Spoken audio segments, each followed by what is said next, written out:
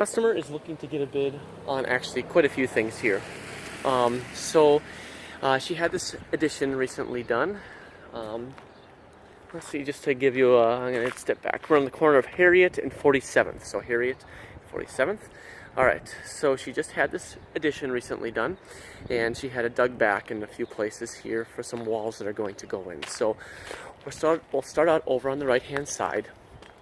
We're going to bid to put in a 2-tiered retaining wall system.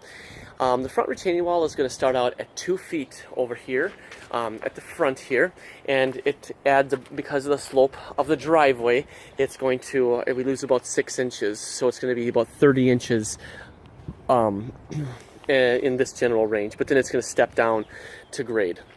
All right, so the back wall is going to start off at 30 inches, and it's going to step around and meet up with that front wall, not dissimilar to the wall that we had just bid. So what's her name? I can't think of her name right offhand, but where the second tier is going to come down and then curve in and meet up with the front wall, just to give it a little bit of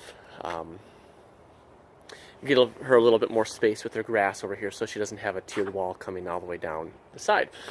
The one caveat to this is back here she wants a place to put some wood. So this wall is going to have a little bit of a zigzag to it. So it's going to come out 1 foot here, go back 18 inches, and then go to the right the rest of the way to this wall, which I want to say is 3 or 4 feet back. I don't recall right offhand. But so it's going to have kind of a zigzag to it coming off of it. And then the second wall is obviously going to be closer in that little area where it bumps back, but then it'll be far enough back the rest of the way. So we also have a downspout here that we're going to put a catch basin in and put the water behind the wall. All right, so this is the right side. Or I'll use this is the west side. The east side of her yard is a little bit more complicated. All right, so we've got this little wall that she put in right here, and we're going to be, actually I'll show you the whole thing first. We're going to be enclosing this backyard with a wall. It's going to be 18 inches tall. From this point right here, it's 40 feet to the corner of her yard, okay, and then it's 58 feet from this corner all the way to where her fence ends over here. Now, she has got both Fond du Lac and fieldstone in her yard, and she wants to incorporate both of them. So for 18 of the feet here, so from the corner right here to right around here, we're going kind of based off of where the jag is on the neighbor's house. It's 18 feet, and we're going to do a boulder wall in this place. It's 30 inches over here, and it kind of steps down to 24 inches over here. And at that point, we're going to transition over into Fond du Lac, and I'm calling it a road ashlar. We're basically going to use 2 to 3 and 5 to 6, and we're going to do long runs, and we're going to ashlar it a little bit. And then we're also going to put accents of weathered edge Chilton in there, just kind of using, the same 2 to 3 inch.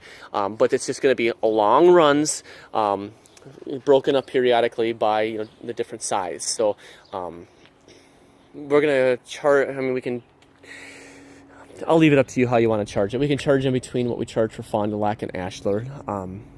That's up to you. But so we're at 24 inches right here, and then it gets down to 18 inches once again in here, and makes its way at 18 inches all the way around. Continuing the thought process of incorporating fieldstone. So we've got, you see where this corner post is? At this point, at one post over and at one post over that way, we are going to put together basically I'll use the word stone pillar. So, a boulder pillar. So we're going to use these field stones, these 8-ish, we'll probably end up having to use 8-ish inch size field stones, and we're going to build 2 or 3 pillars in between here, with Fond du Lac connecting the two. So there's going to be a pillar here, a pillar here, and a pillar here, and then in between is going to be the Fond du Lac. So it's going to be 18 inches tall. She wants to attach some lattice or something to it. I don't know. We are going to have to wet set these, so for the pillars that we have, we probably need to do, I don't know if we need to necessarily do sonotubes, or we'll need to have some sort of solid foundation to help keep everything together. Once again, it's 18-ish inches that we're going to stay at the whole way over here. And then it turns in right here, and then she wants to have one of those little libraries installed. We're not going to install the little library, but she does want to have boulders around the bottom of it, and similar to what we have on the corner over there.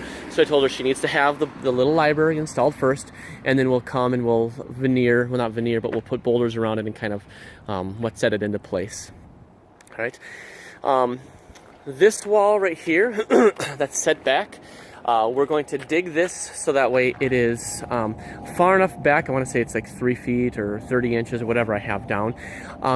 So that way it's nice and it's straight going back here, and it's square going into the garage. But so that way the garbage cans can actually sit on the area, the area over there. So she wants to have